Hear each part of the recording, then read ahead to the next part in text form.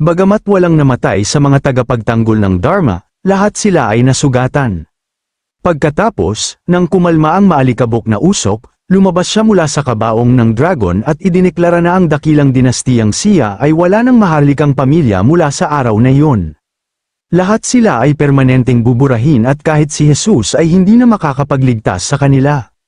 At gaya ng sirang plaka, muli na namang nagtanong ang mga matatandang ito kung sino siya. Nasaan ang tunay na Xiaong, at paano niya nalaman ang mga lihim na lokasyon ng maharlikang pamilya, ang lokasyon ng Ancestral Dragon Palace, at maging ang mga kandidato para sa Dragon Vein na tanging ang pinuno ng angkan lamang ang nakakaalam. Hindi niya napigil ang ngumisi na may nakamamatay na tingin sa kanyang mga mata. At dahil ito ay isang lihim na lokasyon, kung sino siya at kung paano niya nalaman ang tungkol sa kanilang palasyo sa ilalim ng lupa ay kanyang sariling sikreto rin. Siyempre, pinakawalan niya ang kanyang aura, na labis na kinatakutan ng matandang pinuno ng angkan. Agad na hamarang ang isang tagapagtanggol sa harap ng kanyang patriarka, na nagnanais na protektahan siya. Inaktibo niya ang kanyang Vajra body, at ang kanyang martial energy ay sumabog sa panlabas na may isang makapangyarihang gintong bada. Nais nitong tamaan si Yehi gamit ang napakalaking gintong palad nito.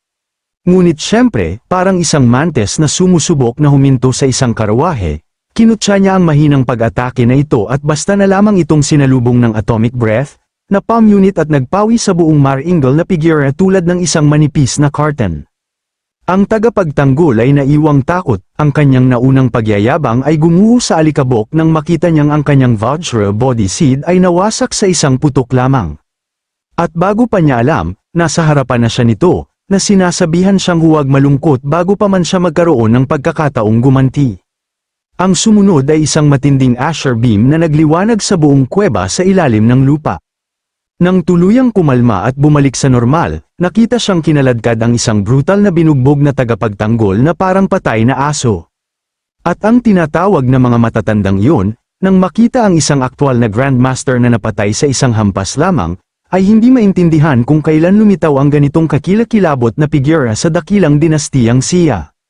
At ang mas masama pa, ang mahiwagang powerhouse na ito ay hindi rin nagplano na sayangin ang mga bangkay ng kanyang mga biktima. Dahil sa kanyang paningin, silang lahat ay mahahalagang puwersa ng labanan ng dakilang Xia. Pinakawalan niya ang kanyang mga tendril sa loob ng bungunang patay na Guardian Grandmaster. Ito ay kumikislat ng kasuklam-suklam sa loob ng bangkay at di nagtagal ay lumabas sa bawat posibleng labasan ng katawan ng tao.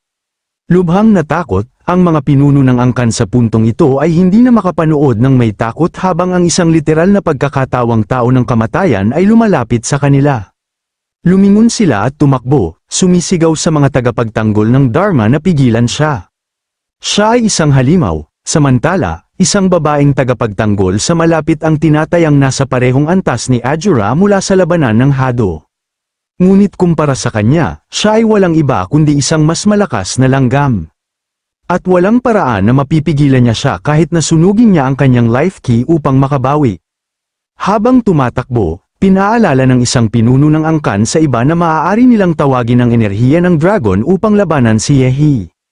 At sa pagpapala ng enerhiya ng dragon, kahit isang Grandmaster ay magkakaroon ng pag-asa na lumaban. Ngunit isa pa ang nagmura, sumagot na hindi niya kailangang sabihan kung ano ang gagawin.